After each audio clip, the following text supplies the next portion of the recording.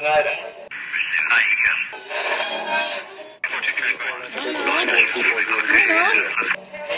is that you? There, I think I got it.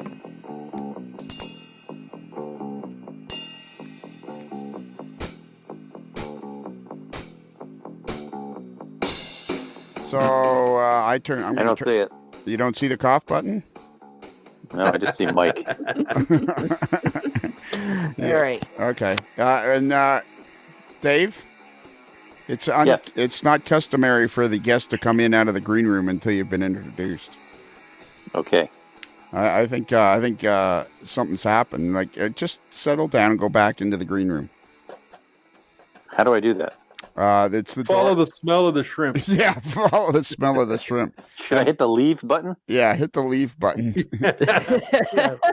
Hey, why don't you? Hey, Dave, make like a tree and leave. Okay. Of course, I don't know if I'd find my way back in. There you go. Exactly.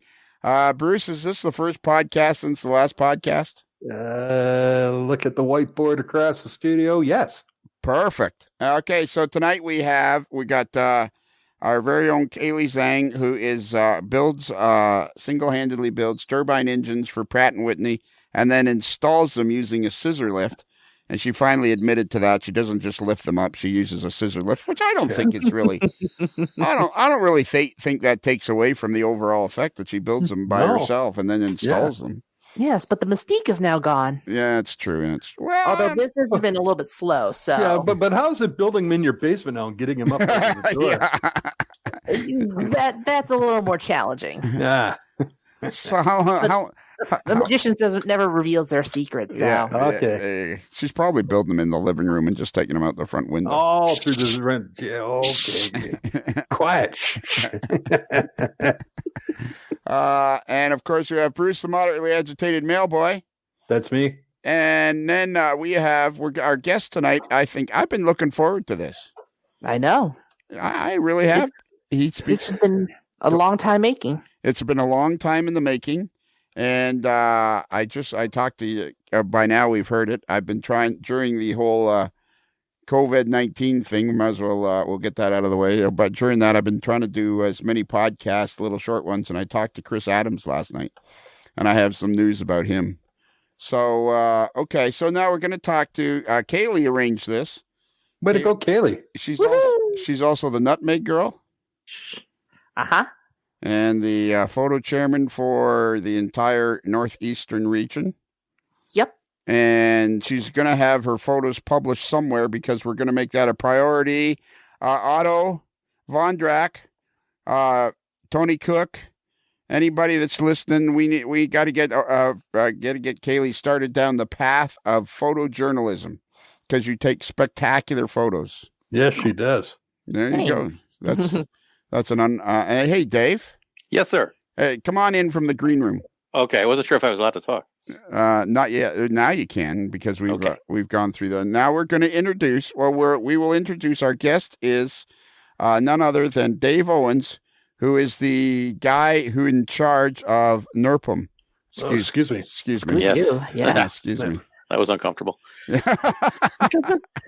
Oh, funny guy. Dave, he'll tell you right now. We'll be the judge of funny or not. Yeah. Okay. Yeah. Fair enough. Give it your best shot and prepare for one coming straight back up the box. Yeah, Fair right, exactly. Coming right back up the middle. Okay. So, Kaylee, should we get to the ugly part of this whole thing first and then go from there? Yeah, might as well get it out of the way. Just rip that Band-Aid off. All right. So this is going to be broadcast, Dave. We are actually, Dave, here's an interesting story. I'm assuming you've listened to every podcast and some of them twice. 3 times. There you go. Smart man. What a guy. Early on in the podcast, I had this idea in my head that I was going to be like Carl Reiner, and I was never going to date these podcasts by ever mentioning the real date. And if you'd been with me in high school, you'd know that I would start every year going, I'm going to do my homework this year. Okay. And if I made it to the end of September one year, that was a good year for me. I can relate to that. I bet you, Kaylee, you did all your homework, then some. Well, when you work at a restaurant, that's all you had to do. That was your form of entertainment. Wow. Yeah. Okay. And she's an engineer now, so clearly Yeah. she paid attention at Yeah. school. Yeah. Apparently one of us did. And so Bruce also is a professional engineer. Two of us. Two of us or three of us? I'm a newspaper man. Oh, I did okay. not. All right, cool. And I'm just a guy. I'm a dusty guy. I'm just dusty. I'm not dapper. I'm just dusty. So, anyways, we're recording this on March 24th of 2020, and it's all about NERPM. Excuse me. And Dave Owens, who runs NERPM or is the organizer of NERPM, and unfortunately already. This will be broadcast on. Don't tell me, Dave. Let me guess. Let me do this for myself. I need to learn to do these things for myself. This will be broadcast on May the 4th of 2020. And unfortunately, by the time people hear this, NERPM has been canceled for the year 2020. It has been, unfortunately. NERPM being the Northeast New England, or actually New England Northeast Railroad Prototype Modelers Meet. So how did you guys... you know what? People are going to be interested in, and if you don't mind telling us, and one thing you'll learn about this podcast, even though I know you've listened to all of them once and some of them twice, one of the things you'll understand is we really don't want you to answer any questions you don't feel comfortable answering. Okay. But I personally am interested in, that must have been a pretty tough decision for you guys to come to. It was. We wanted to have the meet, and we were hopeful that the situation would clear up with the coronavirus, but it's clear that it's not going to wrap up as quickly as we'd hoped. And we heard from a lot of our regular folks that they were concerned about coming, even if we did have it. So we just thought it best to call it for the year and hope for the best next year. We have about 300 people who come each year, and we were taking a chance if we went ahead and got only a fraction of that in terms of covering our costs. So the hotel was terrific that we deal with, and they understood and allowed us to pull the plug. Yeah, they were very helpful. They were very understanding, were they? They are. I mean, their businesses has just gone through the floor as a result of this of what's going on. They were hoping that we could reschedule, but there's so much uncertainty as to when this is going to clear up, and we certainly didn't want to interfere with other terrific events that happen. So we just figured, let's shoot for next year. Right, and you guys, as quickly as possible, you'll try to figure out a date and get that up and everything. Our date is always the weekend after Memorial Day here in the U.S. So, and I should have the date in my head, and I don't, but it's that weekend. Whenever Memorial Day is in the U.S., I bet Kaylee can look it up while we're chatting. Or it's the first weekend after the Indianapolis 500. There you go. That'll do it too. Yeah, and that's got more of an international flavor to it. It does have an international. Do you know that the Indianapolis 500 is the largest sporting event in the world? I did not. It has the largest crowds of any sporting event in the world on a good weekend. That makes sense. Yeah, I think they can get like 500,000 people in there or something. I have a friend who used to live in Indianapolis. You know what they call it there? What? The 500-mile race.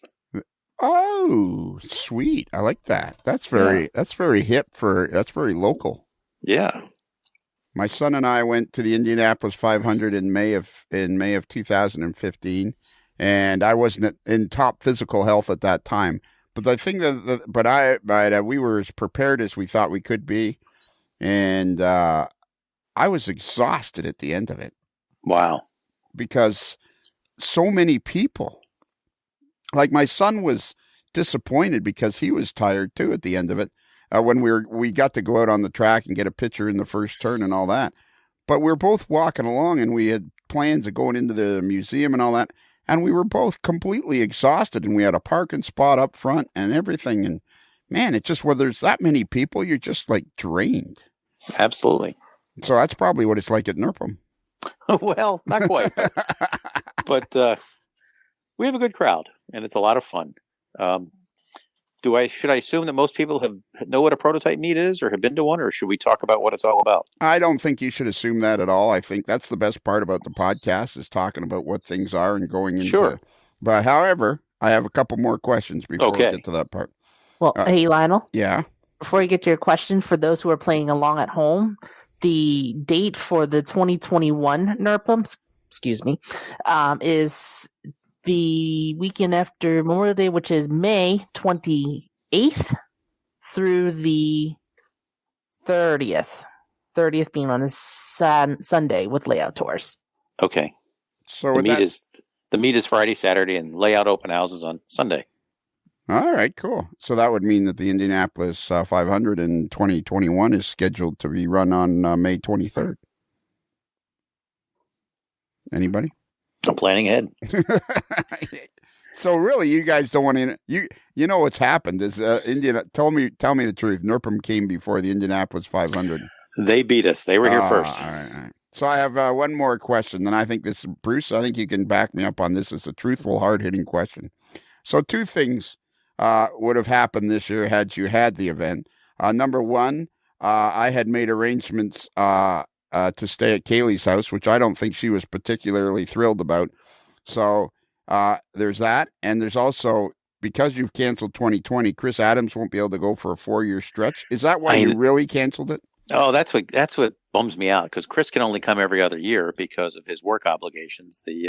He works at the Connecticut General Assembly, and they have a long session every other year. This happens to be a short session year, so he was going to make it. But next year is a long session, and he can just never count on them being done in time. All right. And what about the whole thing about me staying at Kaylee's house? Was that an influeing factor? That had nothing to do with it.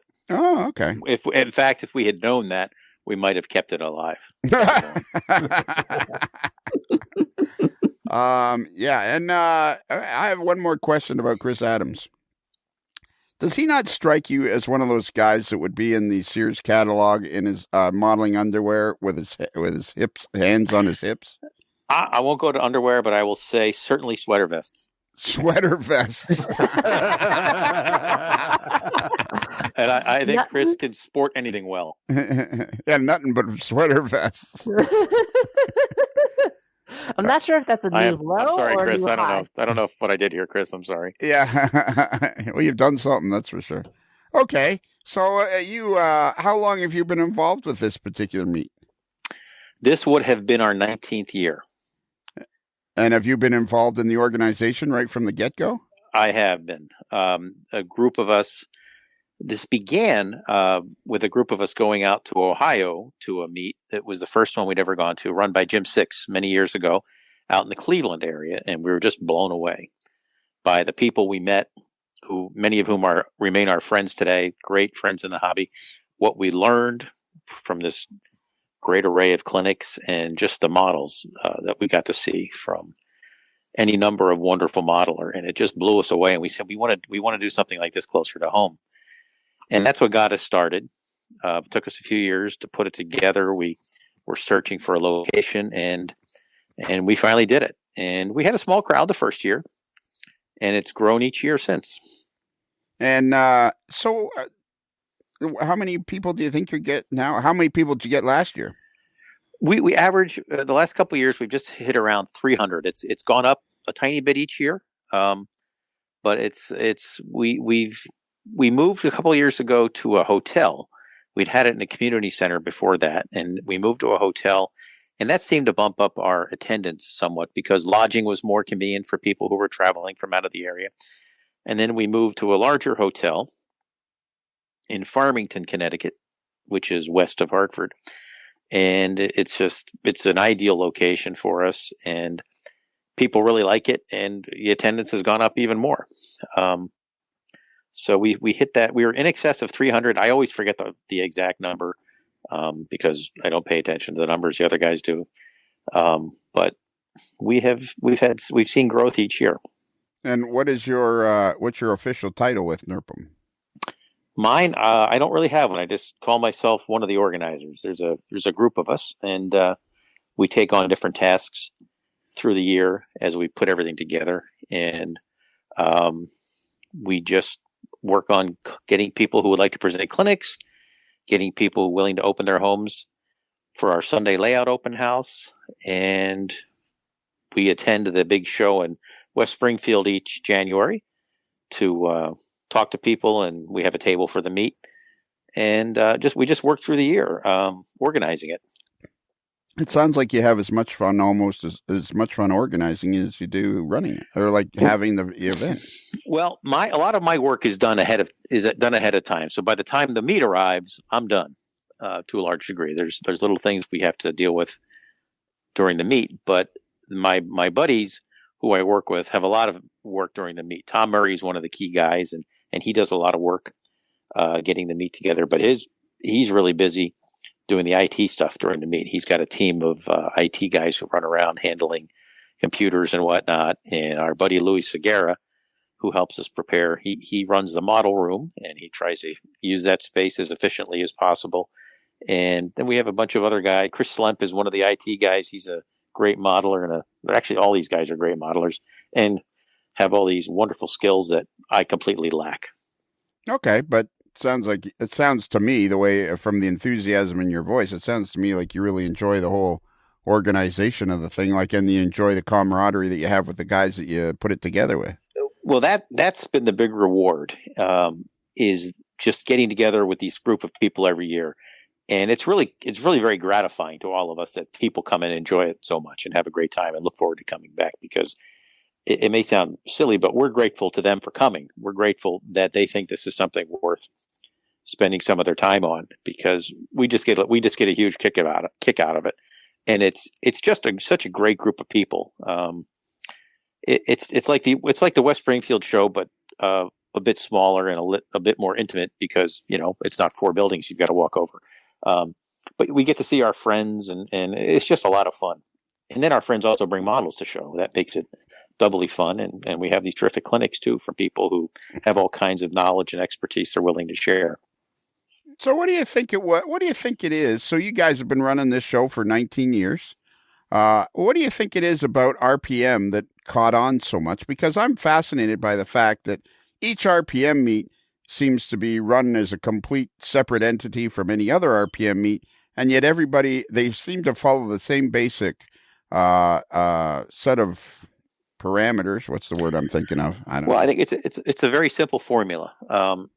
We took our lead from what Jim Six did, which was a model display in clinics and layout open houses. And we picked a Friday and a Saturday, because that's how Jim did it, with the layout open houses on Sunday. And that's the basic formula. I think that's what people are looking for. Some meets may go a little heavier on the model display and not so much on clinics. And others are very clinic focused. They may have 5 going at a time. The Cocoa Beach meet down in Florida, which is a wonderful prototype meet, I think has 5 or 6 clinics going at a time, and they repeat them, which is great too. And there's a nice model display, but maybe not as big as others, because so many people fly down there and it's hard to bring their models. But there's this great collection of clinics and lots of models too. I don't want to make you think there's not. And then ours, a lot of people drive, so there's a lot of models. I understand that the meet out in St. Louis is just chock full of models, just mind-blowingly huge number of models. But that seems to be the general formula: clinics, model display, and then open houses. And a reasonable registration amount. That's another part of it.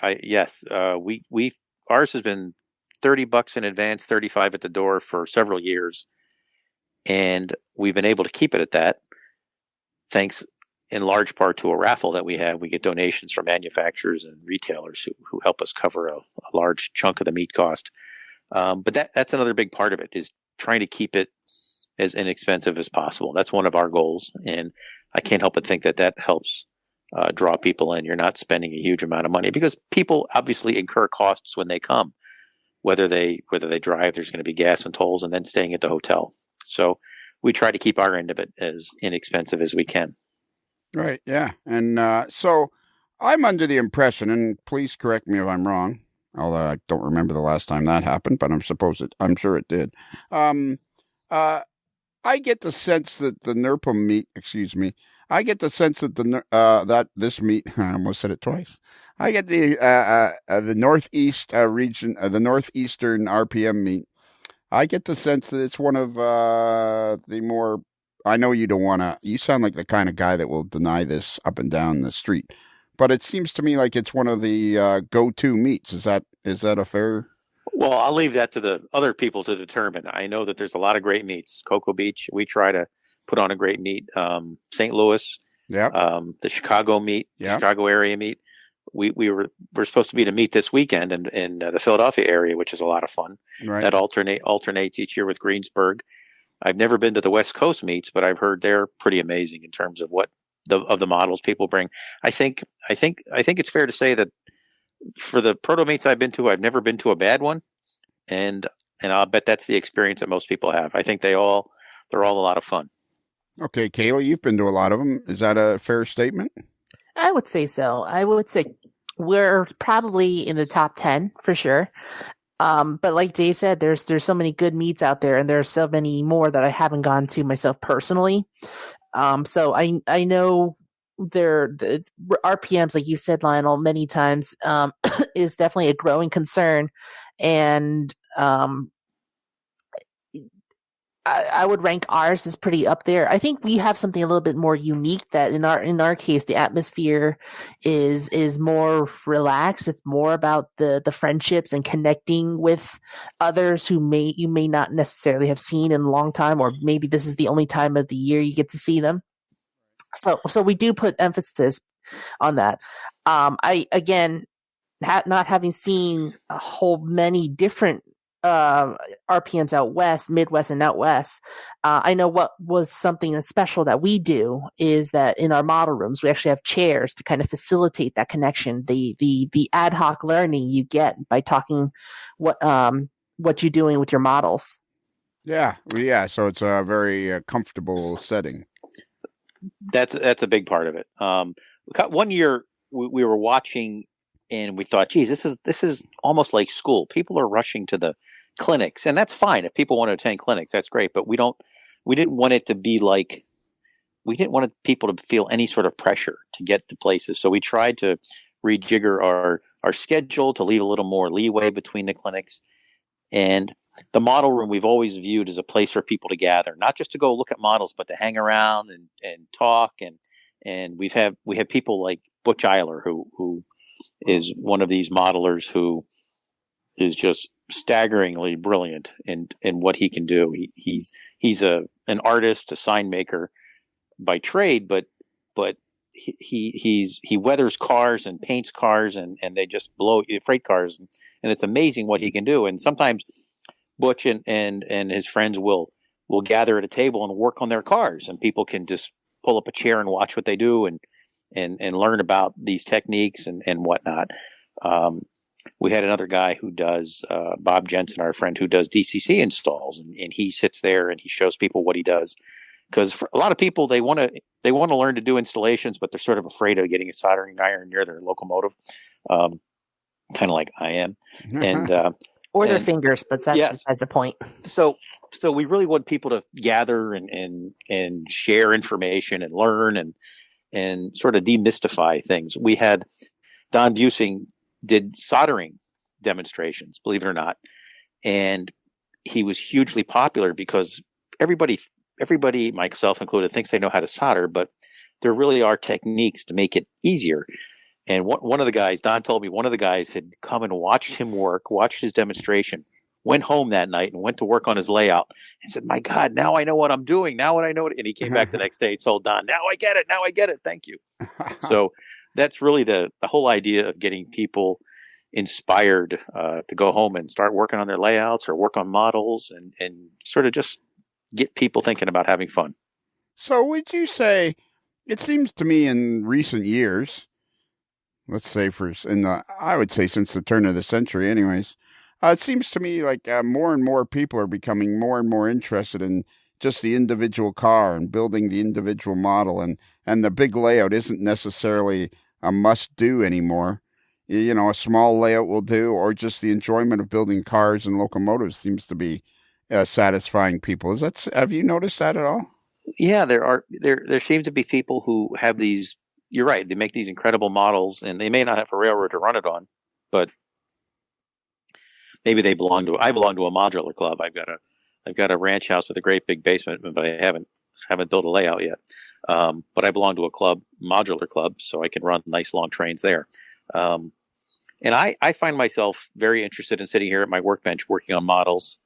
I just haven't felt a big motivation to work on a layout yet. Right. Okay. And what's the modular club you belong to? It's a club in Torrington, Connecticut. We call ourselves the Torrington Area Model Railroaders. And it's an awful name. We're trying to come up with a better one. But why, you don't like Torrington? No, Torrington's wonderful. But we have we lease a surplus building from the power company, and we have our layout set up year round. Oh, really? Yeah. Oh, that's cool. That's That's kind of unusual for a modular club. We're very lucky to have this building, and we have a good group of guys, and we work on. We do two big shows a year. We do our own show in Torrington at the local armory before Christmas, and then we go to the big West Springfield show. We take our layout up there, and we work through the year on trying to make the layout better, new modules, replacing some of the older ones, and one of the nice things is you bring this group of people together who have a variety of different skills.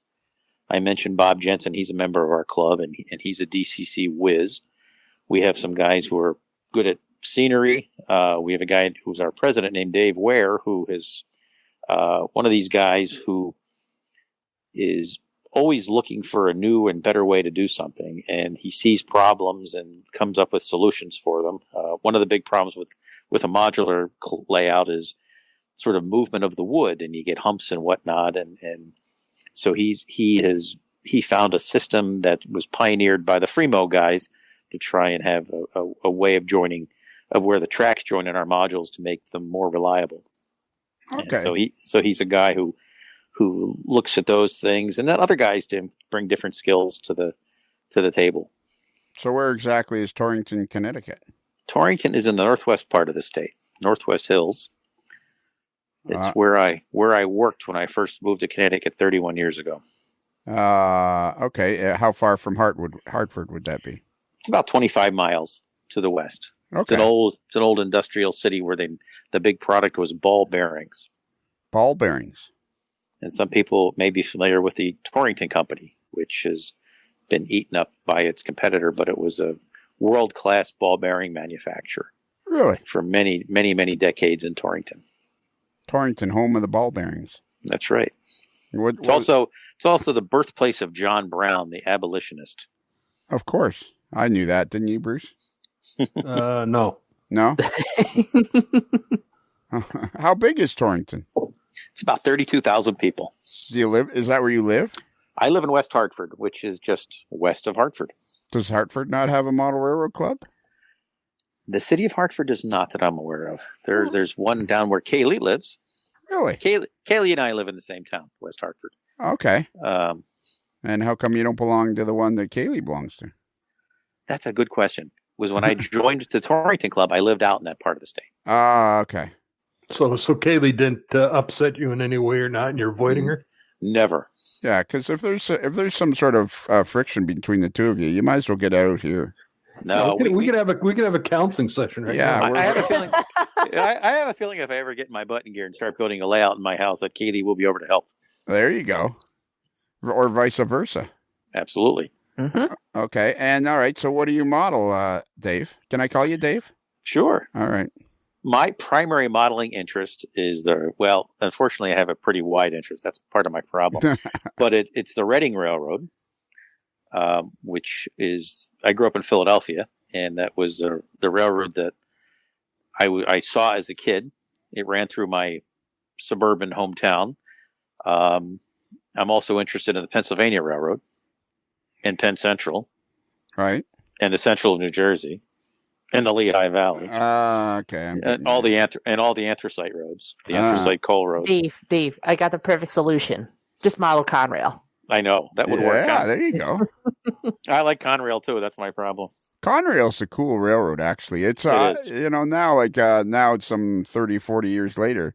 It's kind of like, it's cool. And it's got a perfect model railroad paint scheme because you can weather the crap out of it and make it look like something. It's not black like Norfolk Southern, where you can't really make it look like much. Right. And Conrail, and of course it had so much different equipment. Conrail's actually a good choice of modeling. It is. And so is the Penn Central, because it had everything too, from the New York Central, from the Pennsylvania, and then when the New Haven got brought in as the ugly redheaded stepchild. Is there anything good about the Penn Central? I think there is. It's a very All right. interesting railroad. Okay. How long did it last? 8 years, Yeah. 68 to 76. Don't you have to be at least 10 years old to be a railroad? Well, they almost made it. Yeah. You know what's neat about the Penn Central? I belong to the Penn Central Historical Society, and there's a very loyal group of former employees who hired on, and despite the mismanagement and despite the failures at the top, these people did their jobs and they did them well, and they got the trains over the road, and it's they achieved quite a bit with a lot against them. Okay, that makes sense. All right, so yeah, I mean, how many railroads could have actually a car derail just sitting there? I mean, that takes something special. CSX. Yes, but there's a real pride among the Penn Central guys who worked for the railroad, and that's kind of a neat thing. Well, I think, and the conventions are a lot of fun. Oh yeah, how many members do you think you have in the Penn Central group? We're about 500. Oh, really? Yeah. Okay. It's been around. I should know this, and I don't. Maybe not quite 20 years. Maybe 20 years, and it was started by a guy. One of the guys who signed on, or started it, or one of the founders is a guy named Chip Sim, who's one of the friends we met going to Jim Six's prototype meet, and he was hired on with the Penn Central as an engineer. I was very proud to work for Penn Central, one of those proud railroaders, and he's sort of one of the guys that just exemplifies the pride people had in working at Penn Central. Okay. So how many? Not that I've not lost interest in the Penn Central, but I feel like I've deviated way off from the NERPM. Sorry, that was my fault. No, I think that was my fault actually. Clinics. How many clinics? So you're saying that some of the RPMs will run multiple clinics at the same time. Which RPM did you say does that? St. Louis. The folks in Cocoa Beach have five or six going at a time, and then they repeat them. Yeah, St. Louis, I think, has 2 or 3 at a time. They may have gone up to 4 now. Okay. But I've never been there, so someone else can correct me. But I understand they may not have as many clinics as other meets, but they've got this absolutely massive display of models and vendors and just a huge turnout. I think they've got like 500 people who come. It's really pretty impressive. Right. Well, 300 people is pretty impressive in today's world. And I mean, you hold it at a Marriott, so I mean the accommodations are top notch. It is a very nice place. Yeah, so I mean, you really can't go wrong. So how many clinics would you guys run in a weekend then? About 50. Really? Yeah. Holy mackerel. We'll have, some of those will be hands-on clinics where a group of people will begin assembling a resin car kit. We have a group of guys who do a weathering clinic, sort of an ongoing thing for the weekend. And again, weathering is one of those things that people are afraid to do for the first time. You get the car and everybody's afraid they're going to mess it up. And these guys really work with people and show them that, no, you're not going to mess it up. You're just going to start working on it. And if you're not happy with it, you can adjust it some more. And so it's a real nice way to sort of demystify that whole process and get people comfortable taking this model they these days maybe spend $40 or $50 on, and putting some pan pastels or some paint or something on it, some chalks. Yeah, not pan pastels. Don't do that. We have a regular contributor to our podcast named Ralphie Boyd, and he's not. You can put pan pastels, I believe, on structures. And there's one anything that he says it's for anything not plastic. Anything not plastic. Huh. Okay. Yeah. So don't. If you do it, just if you see them coming, just go the other way. Okay. Fair enough. Seriously. He goes crazy if he sees you using pan pastels on plastic. So you have 50 clinics, and are they like how many at a time? 3 at a time. Sometimes a fourth when we have a hands-on. Actually, I'm sorry, we had 4 at a time. This year we were gonna cut it back to 3 at a time at some points, and we cycle through about 50 in the weekend. Oh, and when do the clinics start? On Friday morning? Friday morning, we start at 9 a.m. Each clinic is an hour. It's an hour window. We don't ask people to fill the hour. If it's a half hour or 40 minutes, that's fine, because we want to have people have some free time to move around between the clinics, go in the model room, go visit the vendors. Right. And we just sort of cycle through the day. And do you run the clinics like more than once? I've always wanted to do that, but I end up with so many clinics. I just fill the whole schedule with individual clinics. We're very lucky because we have a lot of very generous people who want to come and present their clinics. Now, Chris Adams asked me if he could come in 2022. He would be more than welcome. Okay. He's got a spectacular railroad he's working on, and people like to hear what Chris has to say. I know. People do like to hear what Chris has to say, and we need to make sure that Chris, people, did you hear that? People want to hear what you have to say, buddy. And regardless of whether you're in a sweater vest or your underwear, people want to hear what you got to say. And we're going to pay for the sweater vest, I think. I'm not sure. I don't think so. I think I've pretty much beat him to death by now. I pretty much got this under control. Well, obviously, what we'll have to give him is sweater vest with the AML logo embroidered on it. Oh, new fashion line. I like it. Yeah, I love that idea. Hey, we have a T-shirt guy. Yeah. Do you? You have a T-shirt guy in our club? Perfect. You got a guy. Yeah, we do. We got a guy. There you go. So Kaylee, when you go, last year you went, how many clinics did you present? Last year, I actually took an off year. I didn't present any. I did go to a small handful, but honestly, I ended up spending a lot of time in the model room just chatting with people. I did end up giving one impromptu presentation that I wasn't planning on. So a mutual friend of our, Jim Lincoln, actually owner of Jim Lincoln Shovels up in Lincoln Field, is he had asked me to work on a O-scale switcher that he was going to put a DCC, a Lux Sound decoder in it, but it was going to be battery powered. And I ended up doing it right then and there, which ended up becoming, I started have a couple people come up and ask me what I was doing. And then it became, well, how did you do this? How do you handle this situation? And how do you solder this and that? And I just ended up giving an impromptu presentation right out there in the lobby. I remember that. I think I remember you telling us about that. Yeah. So that was kind of unplanned, but I planned last year to be an off year so that I could focus on getting together a new presentation for this year, which will now be debuting next year. In 2021. In 2021. Which will be bigger than and better than 2020 anyways. Exactly. Okay, and can you give us a preview or an idea of what it was? Or is it a complete secret? Yep, we actually did it. We did the podcast, Locomotive Chop Shop. Oh, that's right. Yeah. Okay. And how did that go? How did that podcast go? Phenomenal. Yeah. You sounded great. Yeah, actually, I think you sound better than me. We got to get James Mandarin on here talking about Locomotive Chop Shop. That'd be cool. That's going to be a great clinic. By the time you get around to doing it next year, that's going to be an awesome clinic. Don't you think? Absolutely. So now I'm actually kind of in a dilemma because normally I always make NERPM. Excuse me. I always make this one to be kind of the convention where I debut anything new. Ah. Kind of like how you have the summer blockbusters. Yeah. It's just kind of like my version of it.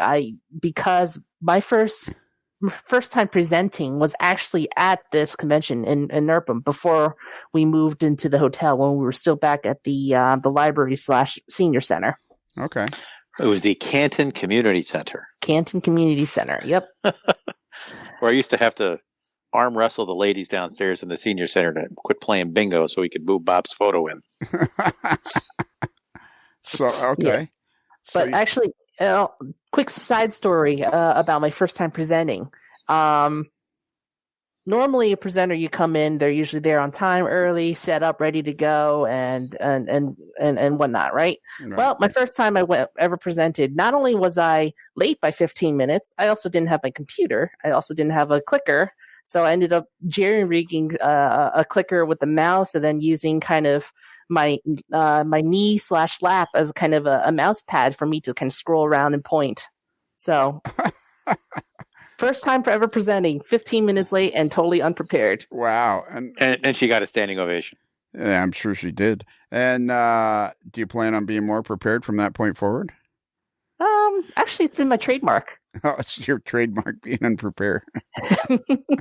That's not actually there's two schedules, the one we give Kaylee and the actual one. Oh, that's interesting. Kaylee, I just had this thought. This is the first time I've had this thought since I heard about NERPM being canceled. It's the first time I've had this thought. Well, I guess it was like a minute and a half ago now. Don't hurt yourself. Yeah. Well, we were going to go to a baseball game together. That's right. Yeah, you would have missed that too because they're not playing. Yeah, this is actually beginning to suck. As you know, I mean, really, I mean, at the end of the day, this is actually starting to be not that much fun. Yeah, that's true. Holy mackerel! All right, Dave, I feel like there's something you're not telling me about your Northeast RPM meet. I feel like we have to delve deeper into this because the meet is so popular. There's something you're not telling me. There's something you're holding out on me that I'm not asking the right question and getting the right answer about. Can you help me, Kaylee? I don't know what it is. Well, it's the fellowship that you've managed to create. I think is important for people to know. Like here's a question. Maybe this will help. I think I've talked to other people that were nervous about bringing their stuff and like what is how about this? This is a great question for you because you're an RPM guy, you're an RPM veteran. I think a lot of people feel that RPMs are for what's the word? Upper scale quality model. Yeah, that's a really good question. And hang on. Okay, have some of my questions not been so good? No, I didn't mean that at all. You just seem to single this one out as if it was better than the others. It's especially good. Oh, okay. All right, so okay. I've often wondered whether we named these things appropriately. We started calling them prototype modelers meets. We did it because someone else called it that. But in the grand scheme of things, it's a railroad modelers meet. And yes, most of the people happen to be working to achieve prototype fidelity. They're working to replicate what one would see on the actual railroad. But that's a modeling goal. It certainly doesn't represent a modeling level, if that makes any sense. Everyone is welcome to bring a model because everybody starts somewhere. And the whole goal of our meet, and I think of a lot of these meets, is to bring people along, to just get people excited, to help people learn new things, and find a new way forward. It's a very non-exclusive group of people. Everyone is welcomed. Everyone is. I think anybody who goes to a meet is going to feel very comfortable, very at home. This is not a group of people who are going to turn their nose at you. There's no judging. Nobody is going to pass judgment on anything. This is all about having fun and enjoying a hobby that we all share and trying to learn how to do different things better.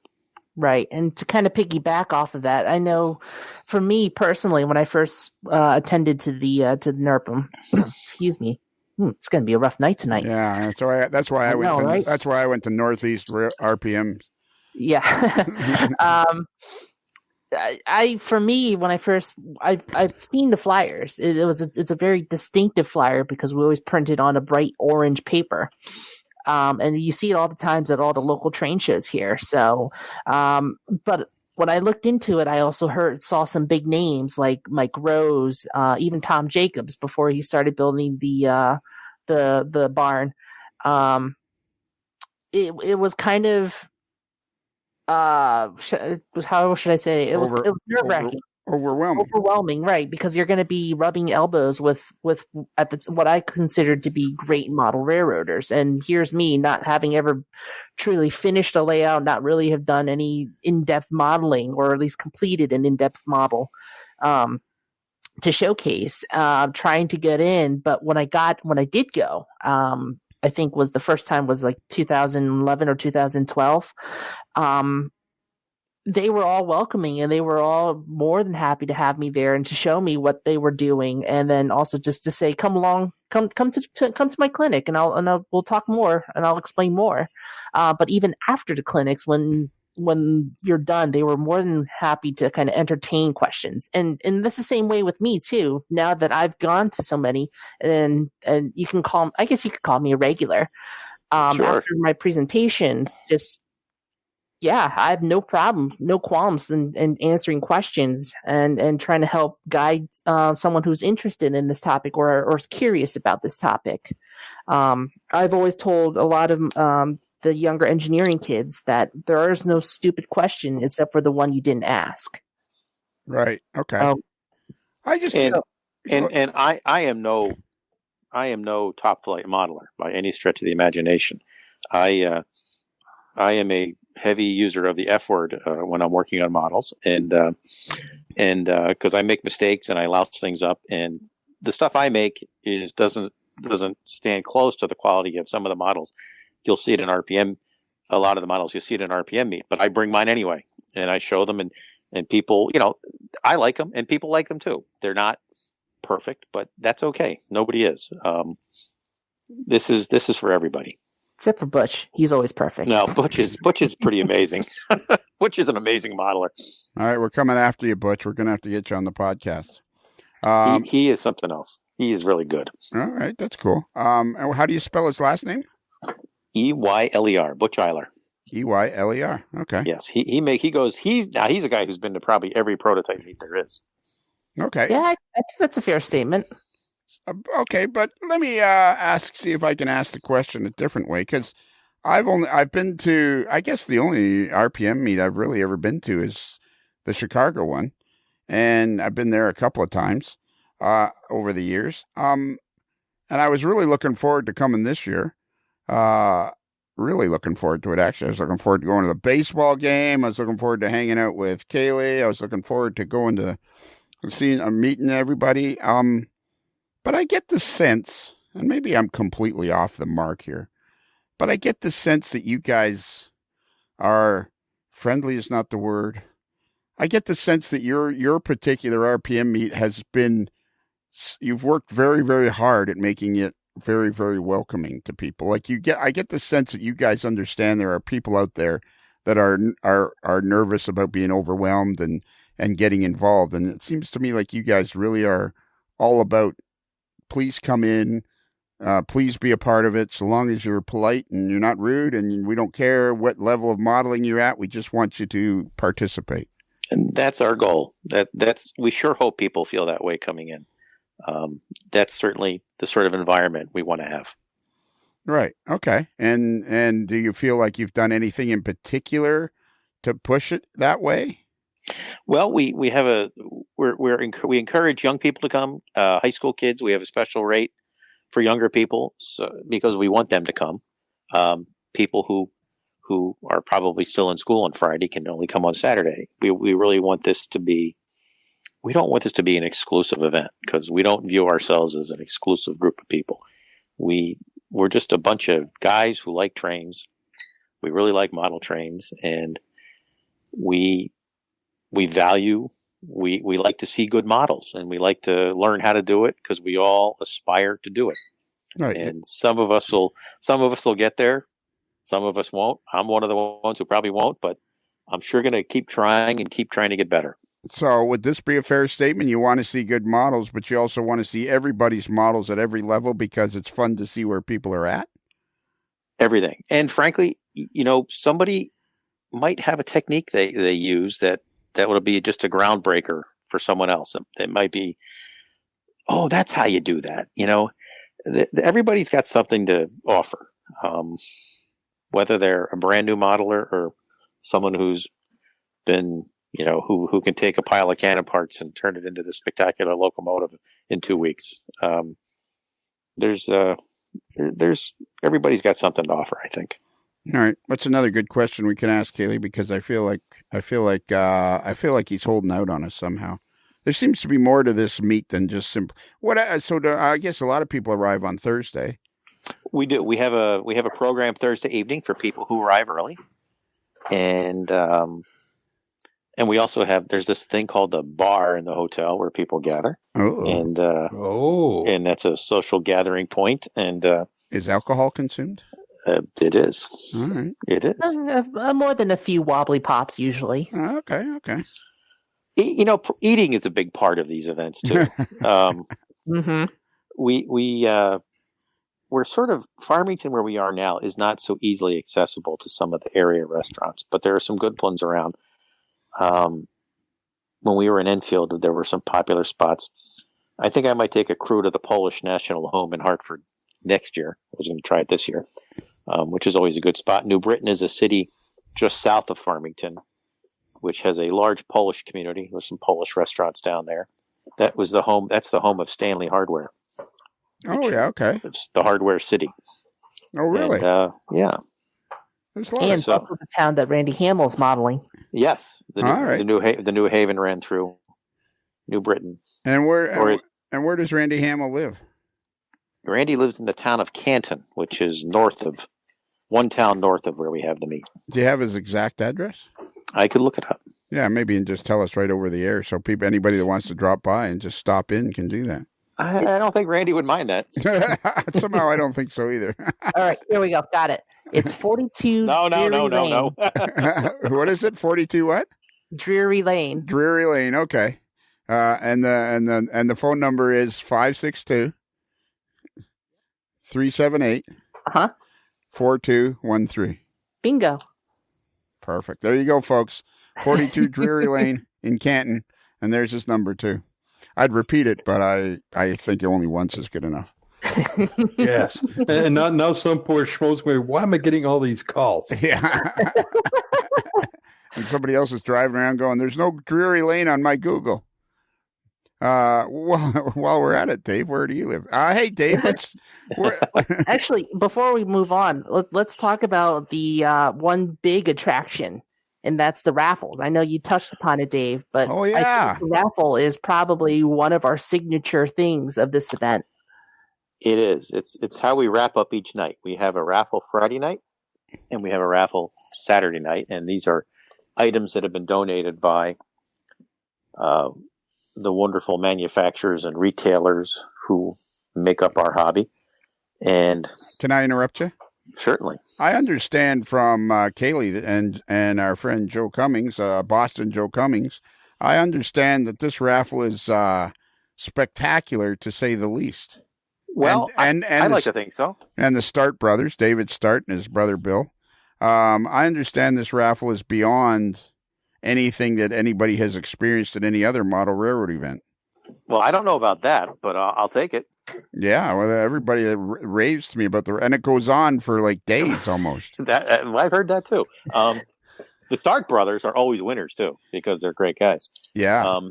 But we end up, I don't know, Kaylee, how many do you think? 60 items a night sometimes, and easily. And we do a teacup style raffle where we put a cup by each item, and you take your ticket and you choose which item you want to be in the pool for.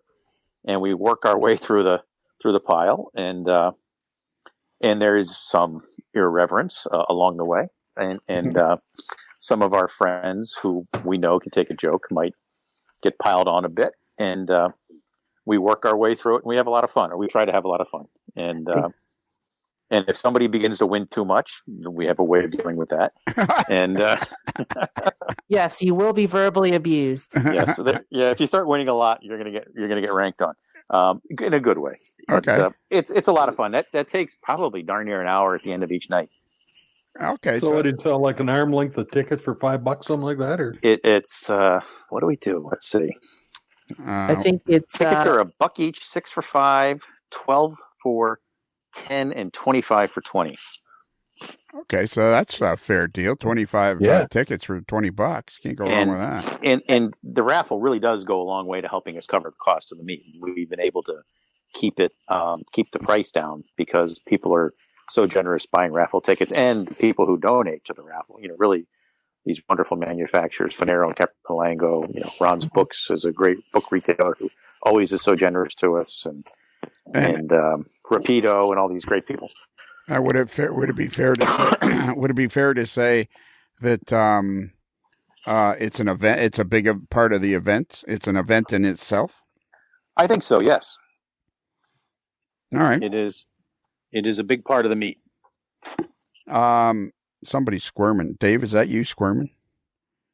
Don't squirm, Dave. We don't allow squirming here. I was coughing. I hit my mic button because I was coughing. You didn't hit the cough button? No, I couldn't find it, so I hit the mic button. You can just cough if you want. I'll edit it out. Most of this will be edited out anyways. Yeah, this end up being like a 5-minute podcast. Yeah. So. Okay. All right. Okay. Actually, it'll just be Lionel's voice. Everybody else is cut out. Yeah, exactly. It's just me talking. What about prep? I have a question for Dave. Go. Yes, sir. Nowadays, and if this has been covered, I apologize because I was out internet for a bit.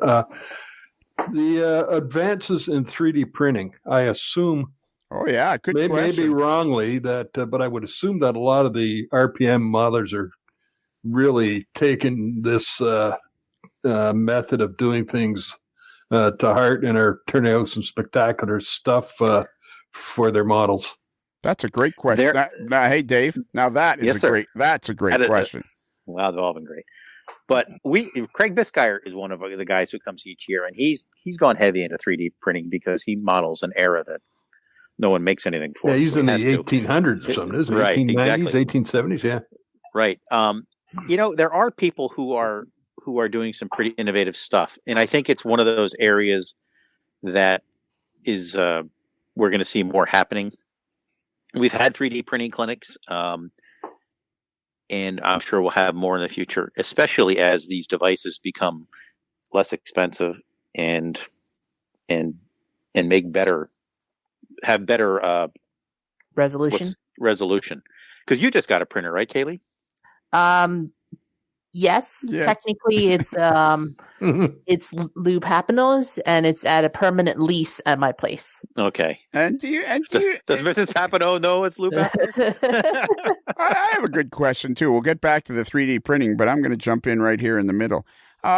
Dave, I'm assuming that Lou Papineau comes pretty much every year with Kaylee. Absolutely. What is the atmosphere around him, being a former NHL star with the New York Islanders for 9 years, with 420 points total and 198 goals and 222 assists? Does everybody just treat him like a regular guy? We don't have any hockey fans. They don't know that. They don't know that about Lou. Yeah, you don't have any hockey? They think he's just the guy they see on Saturdays at times. Oh, all right. Okay. He was a 200-foot guy, too, huh? All right. Back to the 3D printing. So Kaylee does have one that that her and Lou have. And so that's a great question, Bruce. Bruce, that is a great question. So do you see a more and more what's the word? Proliferation. Wow. I was going to let him struggle a bit longer, but I keep pity on him. Well, sound it out. There may be some parallels. I don't know if they're complete to DCC, where early on there were some people who embraced technology and who just couldn't get into DCC fast enough, and there were others who took the wait and see attitude and I'm just nothing wrong with a rheostat to run my train, and they didn't see the benefits. And then of course sound came along. I don't need sound in my locomotives, and then I think we're going to see the same thing with 3D printing. A lot of people may not quite get it. They may not have the skills to produce the files necessary to provide the data to the printer. But I think it's something that we're going to see an increase in the knowledge base among people in the hobby, and we're going to see them become more and more common, I would think. And what do you think, Kaylee? Yeah, Kaylee. Yeah, I would say so. I think it's right now the technology is changing so fast that it's kind of hard to keep up. Almost some people are kind of afraid to jump in to invest into a system because there is a real fear that it might go obsolete by the time they buy it. Like even what I have, the Elegoo Mars, it's actually that was their flagship product for Elegoo, the company that makes it. But now they already have two newer models that replaces the Elegoo Mars. And we only bought this maybe around Christmas time of 2019. So Start that again there, Kaylee. You say because somebody didn't hit the cough button. So I tried to call. I hit the button. It didn't work. Sorry about that. So start around. We bought this around Christmas time. So we bought this around Christmas time, and it's already obsoleted because Elegoo, the company that makes it, already has two newer models that kind of replaces this particular product line. So 3 months, basically. Pretty much, exactly. Wow. Yeah. So the pace of technology is changing, and it's constantly evolving, and it's constantly getting better and better and better. So I think there are some fear from people from wanting to jump in. Kind of like going back to the early days of VCR and Betamax, right? A lot of people didn't really want to jump in because we didn't know who was going to be the standard. Oh, we knew who was better. We but we know Betamax was better, which is why all the TV stations use them right up to the end. Yeah, that's right. Yeah. Now, of course, conversely, though, is that these things, the prices have come way, way down because it wasn't all that long ago. If you wanted a semi-decent home 3D printer, you're talking the better part of $5,000 or $6,000. Mm-hmm. And now you're down in the the $500 to $700 range, something like that. So not even. I mean, they're making decent ones that are now around $200. Wow. And what's the medium now? It's moving away from the filament to something else? Resin. Yep, vat of goo. That sounds like that. What's it called? The vat of goo. Vat of goo. Now does it still have the striations that you see on some stuff? You still have it a little bit, but it's gotten better to the point where you really almost can't tell. Once you paint over it, the paint fills it right in, and it's smooth as butter can be. Oh, really? Wow. So the striations are pretty much gone now? Mm-hmm. Because that was a big part of it. I remember when 3D printing first came out, I used to look at it and go, yeah, but it's got all those lines on it. Yeah, exactly. Right. Mm-hmm. Yeah, I mean, we're not talking a resolution of layer height down to 50 micrometers, which is 0.0000005, maybe 1 to the micro. The engineer is showing off there.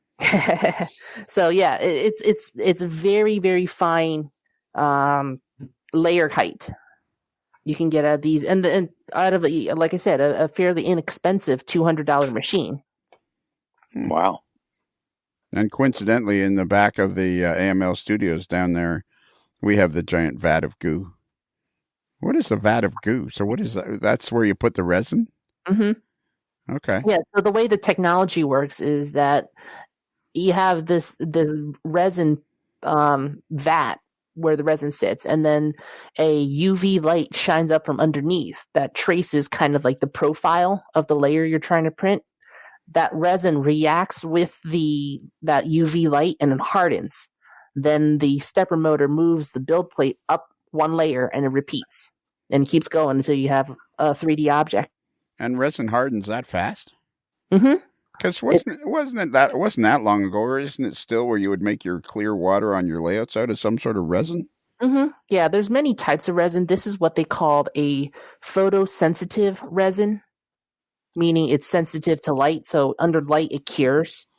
Okay. That's like some of the medical grade, what we would consider similar to CA, that is activated with an ultraviolet light for sealing up medical devices and bonding. Right. Very similar. No, dentists use that type stuff for some caps and fillings and stuff. Sure. Yep. Photopolymer resins. That's what it's called. Okay. All right. Interesting. All right, Dave, last subject. I don't want to pass this by because I know it's going to be interesting. I just have a sense that this is going to be interesting. So what did you do you're retired now? No, I'm still working. Oh, you're still working? I got a 17-year-old daughter. Okay. I'm a newspaper reporter. All right. For what paper? I work for the Hartford Current. Okay, and in a particular, are you trying to find the button again? That's not me. All right. Can I make a comment that you work on current events? That's I get it. I get it, Bruce. I get it. COURANT. We are America's oldest continuously published newspaper since 1764. COURENT. COURANT. That's like French for run or something. Yeah, like exactly. The Courant. The Hartford Courant. We reported the Declaration of Independence. Really? Yes. And were you there? But I'll be here all week. It was on page 6. I'll be here all week, folks. Try the beer. Yep. So, okay, what department do you work? So, how long have you been a newspaper reporter? I've been a newspaper reporter 31 years, and I've been at the Current 26 years, and I cover primarily courts and crime. Although, for the last week and a half, I've been covering the coronavirus. All right, and is that what you wanted to be when you got out of school? Well, when I went to college, I didn't really know what I wanted to do. I had toyed with the idea of being a petroleum engineer. I don't really know what petroleum engineers do. I know it involves fracking. And chemistry cured me of that desire. and I went searching for something else. Hey, Dave, sorry to interrupt, but I can tell you exactly what petroleum engineers do. They make lots of gas. Oh man! No, the college I went to has a petroleum engineering department that produces the finest petroleum engineers in the industry. But I didn't happen to end up being one. So, how did you get into newspaper biz? I just fell into it while I was in college. I took a class and called news writing, and one of the requirements was to write 2 stories for the college newspaper. And I just literally fell into it. Started doing it and said, "This is kind of fun." Right, so you've done it ever since college. And I've done it ever since college. So so you obviously you probably bounced around from little paper to little paper until you got on with the Current. Well, I went to after college. I went to grad school, and then I went for a small paper in Torrington, Connecticut, where our club is, and I worked there for 5.5 years, and then I was lucky enough to get hired by the Current. Okay, and for all you guys in Torrington, Connecticut that belong to the Torrington Model Rail Club, I think that's a great name, regardless of what Dave says. Okay, so the Current is was obviously at the time a big time paper because it was in Hartford. Yes, we're still, papers aren't as big as they used to be because so much circulation has gone online versus from the printed newspaper. But we've been around a long time, and we work very hard each day to serve our readers. So, and you were in the courts and crime are primarily what I cover these days. So what's like the most interesting case you've ever covered as far as courts and crime? Well, hey, wait a minute. Are you one of those guys that their TV shows are made after and you're like uncovering the crime when the police go in the wrong direction? You're that guy? Well, I haven't really done any of those, but I have been on a couple of those TV shows though for cases that I've covered. For a small state, we have unfortunately some pretty heinous crimes every once in a while. And Bridgeport, what? Well, yeah. Bridgeport. Bridgeport's another one of those great industrial cities that has fallen on hard times, and there's a lot of crime there. We have a lot of crime, unfortunately, in Hartford. Not as much as people think, but we're probably good for 25 homicides a year. Just, some of these things follow poverty and whatnot. All right. Okay. Look at what I'm doing. Look at what I'm doing. Look at what I'm doing. Oh, this is cool. I'm scrolling through articles. I guess you asked one of the worst things I covered was. How about this? Hang on. Breaking news: tractor trailer rolls over at base of Avon Mountain. Yes, that was just the other day. that was a again. That was actually many years ago. We had a horrible crash there. A dump truck was going over Avon Mountain, which is if people in the West would not call Avon Mountain a mountain, they would call it a hill. But here in Connecticut, it's a pretty big hill. And a dump truck went out of control as it descended the mountain and ran into Hartford-bound traffic during the morning commute, killing 4 people and hurting many more. It was a pretty awful situation. And I covered that from the day it happened through the court proceedings when the owner of the trucking company was sentenced to prison. So I went right on the Hartford Current and I found that story written by our very own Dave Owens. Can I say very own? Sure. Okay. One of the things that people probably have heard of that I helped cover was the awful shooting at Sandy Hook Elementary School. Oh, did you cover that part of it? Yeah, I did. All right. How far away from you was that? The school is probably 40 or so miles. But one of my colleagues, who I was actually working with that morning, his daughter was one of the teachers who died that day at the school. Oh, it's one of those awful incidents that really touched everybody in some way in Connecticut. We're a small state, and right. It was one of those awful incidents that it shocked the country and the world, but it really resonated and just left a lot of pain here in Connecticut. Yeah. So without answering any questions that you don't want to answer, I mean, that was an important event. Like, what's that like? Can you give us some sort of insight when you start to realize you're covering something that's just earth shattering, that's going to change the face of so many people's lives? Like, do you get you get some sort of there's been a something or other, and you start to get into it and you start to realize, oh my God. Well, when I headed down there, we didn't know really what had happened. We had heard that there had been a shooting, and I was actually walking out of the eye doctor in West Hartford, and a friend of mine called me and said, "Hey, there's something going on in Newtown. I don't have a lot of information, but it sounds bad."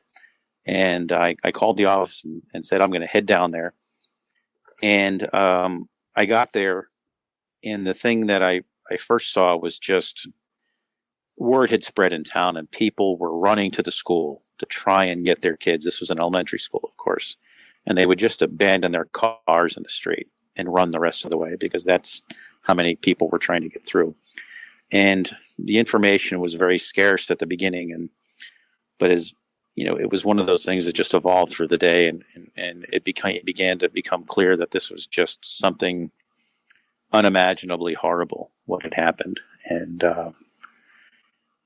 you just, when you're a reporter, you focus on collecting information, talking to people, being very respectful of people who have just in some way endured this awful tragedy, and trying to gather information to tell the world, because people want to know what happened. They want to understand, because it was just such a grievously horrible event.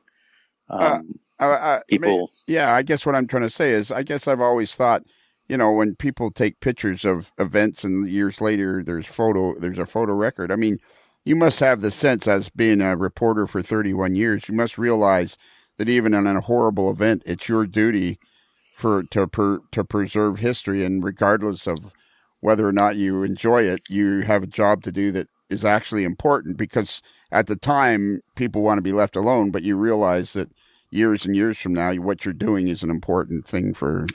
We try to do that. We try to be respectful of what people are going through, but at the same time to gather information and help people understand what happened, and just answer those basic questions. We go further, try and answer more questions to understand why this happened.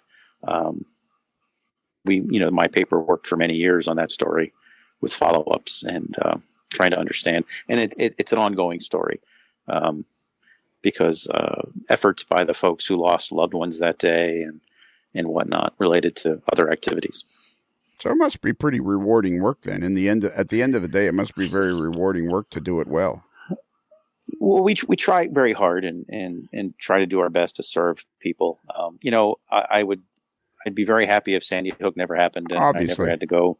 But when something like that happens, that awful, and we view it as our obligation to try and tell the story as best we can. Yeah, and not forget, but moving on from that, because that's obviously difficult for you to talk about. But even in today's world, right at this minute, you're covering the COVID-19 and all that. It must be rewarding work in the fact that you feel like you've got to get the facts straight in order to help people as much as possible.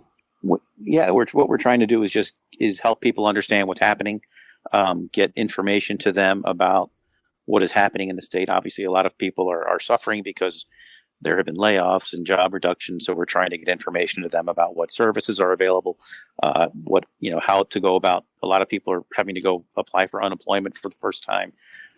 Reporting from Washington on what efforts are underway to provide relief, and just to try again to get people information that will help them make decisions they have to make, and help them get information that will help them deal with this health crisis.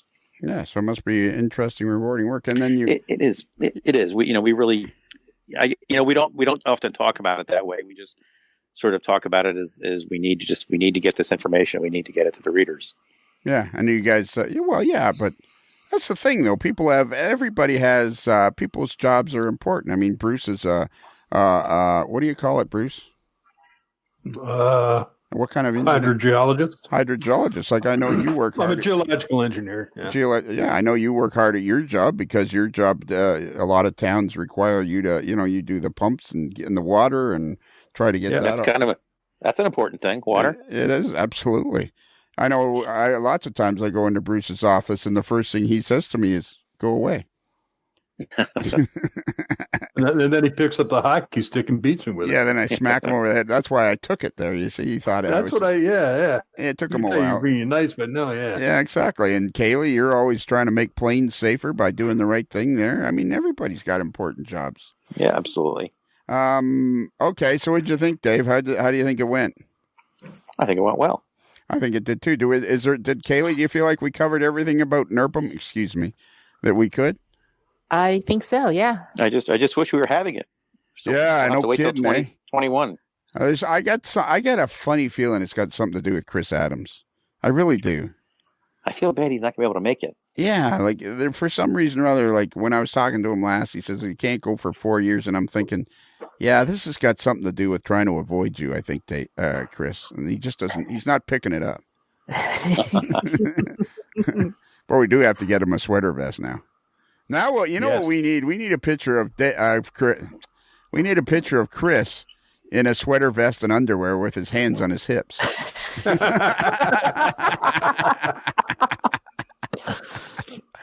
Now we're getting somewhere. I'm sure we have some people who are members of the fans of the Models Life podcast would have the Photoshop skills to whack that together. Yeah, exactly. Debbie, that's his wife. Debbie. Okay, I think that's it. I think we covered it all. Don't you think so, Kaylee? Yep, I agree. All right. Dave, do you have about 35 minutes you can spare us after this? Absolutely. We have we have a series of hard-hitting questions that we like to ask our guests, if you're available. Of course. Okay, that's cool. Bruce, can you give out the email address? Certainly. Our email address is modelerslife, modelers with one L, modelerslife@gmail.com. And please let us know what you liked or didn't like, comments, as long as you're paying attention, and we'll be happy. Yeah, there'll be a short quiz at the end. We have a website, modelerslife.com. If you go there, you'll see all kinds of cool stuff, including there's a picture of Kaylee up there now on what one were you in? Let me see. I think you were fans of the. You're fans of the. Hang on, it's right here somewhere. I have it at my fingertips. Fans 14, I think, right? Yeah. Fans of the. It's up here somewhere. Where is it? Don't tell me. Let me guess. I'm looking. There it is. It's fans of the podcast number 13. Ah. Don't do lucky it. Number 13. Yeah, your picture's right there. Don't do it. You're a super fan. For God's sakes, woman. And I think that's it. Dave, now at the very end, we have something you need to say, and I'm sure you know what it is, right? I forgot. Yeah, you have no idea, do you? How many of these podcasts have you actually listened to? Half a dozen. Attaboy, that's pretty good. And what do you think so far? I like them. Okay. Now, did you, when you first listened, did you turn it off and have to come back like our friend Rob Deering, or was it? You know what I do? You hung out. I sit at my workbench and I turn it on and I listen. And if I have to run upstairs, I might turn it off. But I listen at the workbench. Yeah, or when I go for a walk at night. That seems to be a common place to listen to it at your workbench, listen to when you're walking, listen to when you're driving your car. A lot of people, Chris likes to listen to it while he's working on his layout. What is it called? The New Haven. Help me here, Kaylee. The Valley Line. The Valley Line. The Valley Local. The Valley Local. The New Haven Valley Local. There you go. And he's working on his scenery. Go, Chris. Keep going on that scenery, buddy. Yeah. Can I just throw something in here? Absolutely. NERPM does have a website. We do. Thank you. NERPM.org. NERPM.org. We also have a Facebook page. You do. Facebook.com, NERPM. And in the absence of this year's meet, we are encouraging folks to share their photos with us on our Facebook page. Here's some guy named Dave Owens. He's got a bunch of Reading trucks all deckled up. So, I'm looking at them right here in front of me. I just applied a little Salva set to one of those. There you go. So are those reading trucks that you're using decals on? They are. What makes are the trucks? There's some cool looking trucks there. Some of those old Maxes. I've got some Mac Bs. Yeah. That were made by Athearn. Okay. I've got a Ford heavy duty pickup from Classic Metal Works. So that'd be the one like Mr. Schrang's going to get Pinellas to work on for him. Yeah, exactly. Yeah, there's some confusion there, but we're working it. We're working our way through it. It looks sharp with the Reading logo on the door there. These decals are from Circus City Decals, and I literally just discovered them last week. I guess they're relatively new, and I've been hoping these decals would come someday, and I had been accumulating the Readings. Most of the Readings vehicles were blue, and so I would accumulate these blue vehicles, thinking someday I'll have my Reading decals. And they came, and I measured them, and they're spot on. They are just perfect, and they go on beautifully. They're really nice decals. He also makes maintenance away for Lehigh Valley and some other railroads. Real nice decals. And do you have many vehicles type models at the prototype modelers meet? We do. That's a great area of the hobby that we still really need to develop. There are some modern vehicles. We're really missing vehicles for the 60s and the 70s that aren't, the ones we tend to get are these one-offs like Camaro. How many Camaros can you have?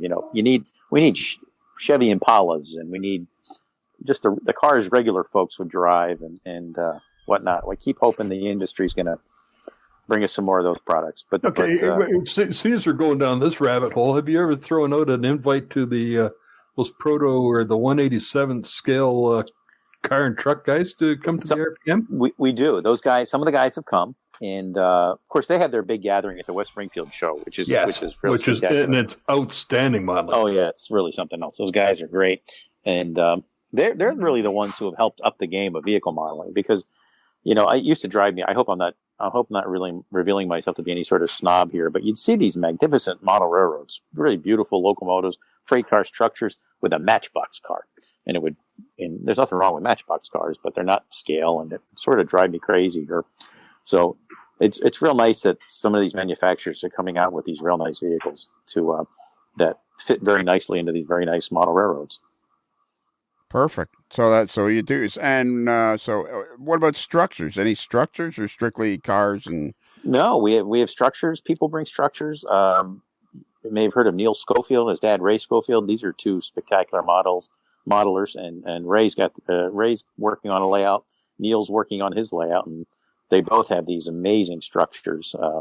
And they bring them to the meet. Neil brought a grain elevator one year and just blew everybody away. Lots of great structure modelers bring models to the meet to display. Okay, so it's a wide open thing, and it's well worth everybody making the effort to go. It runs the gamut.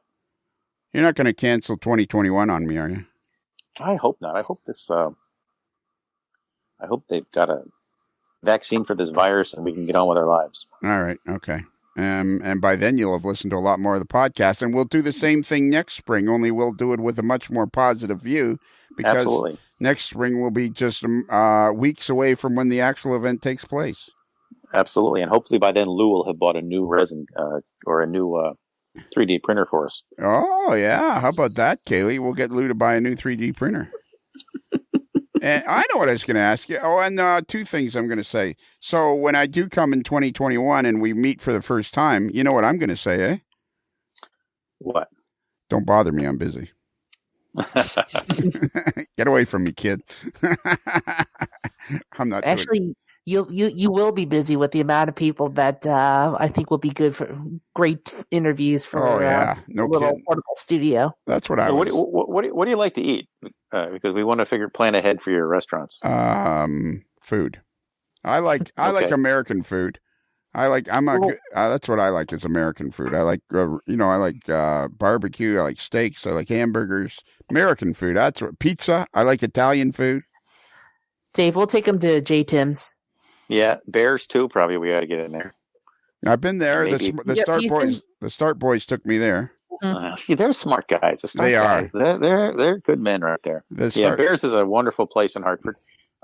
We've got Frank Pepe's Pizzeria Napolitano. It's New Haven pizza. Very good. That sounds good. Yep. They use a coal-fired oven. That's right. With real coal. Wow. That sounds good. Real coal. Real coal.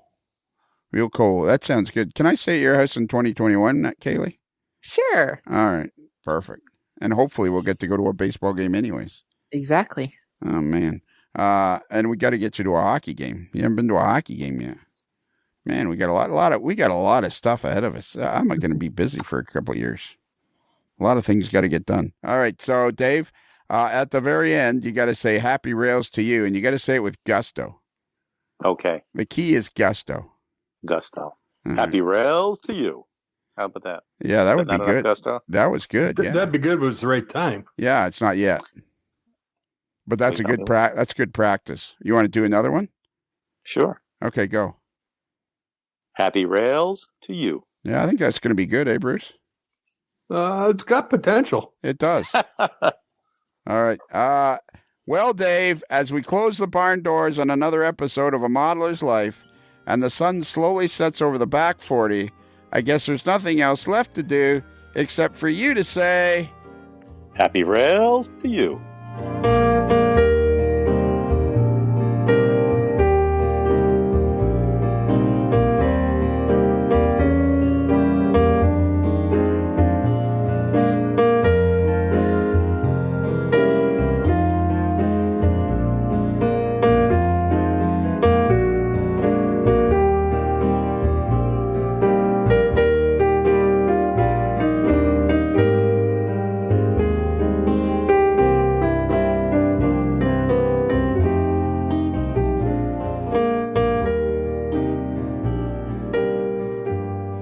While in Busted Knuckle, guests of A Modeler's Life podcast stay at the Casa del Sol Motor Court and Inn, where late-night dancing at the Rumba Room is a magical event to be experienced.